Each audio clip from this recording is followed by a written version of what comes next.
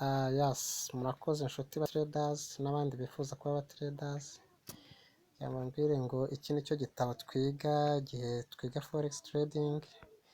Iki gitabo twakise sobanukirwa digital forex trading. Harimo ibi bikurikira, habamo ijambo ry'ibanze what is forex trading, forex ni iki, to trades opportunities, inyungu aba traders bashobora kugira muri forex, MetaTrader platform ya candlestick pattern indicators, what is technical analysis. Ni ngombwa cyane ko wiga ukamenya amoko n'ihindagurika kuri candlestick n'andi masomo ayo akurikira hepfo. Ibi rero nibyo twiga muri forex. Iki gitabo gifite udupaje 45. Hano tubona ngo forex ni iki, tukasobanukirwa forex icyo ari cyo n'ibyo uba ugiye gukoramo, kandi tukakubwira inyungu za forex. Tukabwira ngo forex ni ukuvunja amafaranga mu yandi, sibyo? Ubusanzwe forex ibaho iyo habayeho ubwoko bubiri bw'amafaranga, cyangwa se abantu babiri bagiye guhererekanya amafaranga atandukanyije ubwoko. Twebwe rero uburyo tubikora, tujya tubabwira tubikoresha telefone yacu cyangwa computer yacu. Twifashisha tujya kuri stock market, amafaranga avunjwa, ni ukuvuga ngo uburyo avunjwamo avunjwa mu buryo twita peya. Ni ukuvuga ngo bafata amafaranga abiri nk'uko muri kubona yero USD, ifaranga rikagurwa mu rindi, cyangwa se ifaranga nanone rikagurishwa mu rindi.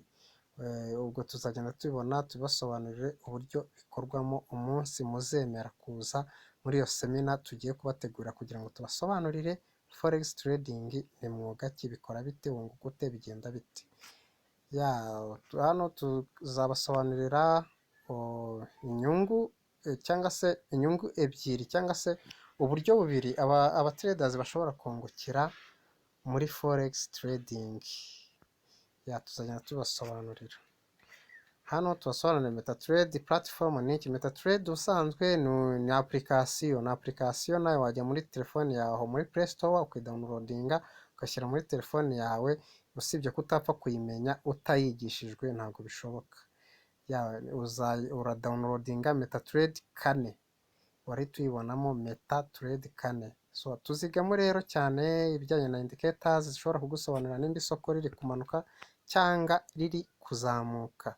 Indicators tuzigaho cyane ni indicators bita candlestick indicators. Tugira ubwoko bubiri bwa candlestick, ariyo iyo twita bearish niyo twita bullish. Tuzabasobanurira neza ikijyanye na bearish and bullish, tubasobanurire izo indicators. Ni ukuvuga ngo habamo indicators zishobora kugaragaza abasera cyangwa se abagurisha bari mu isoko. Ushobora kumenya ngo harimo benshi cyangwa se harimo bake, cyangwa se ugasanga abagura nibo benshi. Ibyo rero ubimenya cyane cyane iyo wifashishije izi indicators, ari bwo buryo bushobora kuzatuma winjiza amafaranga mu gukoresha iyo analyse. Iyo analyse rero niyo twita ngo technical analysis. Tuzabibona. Murakoze.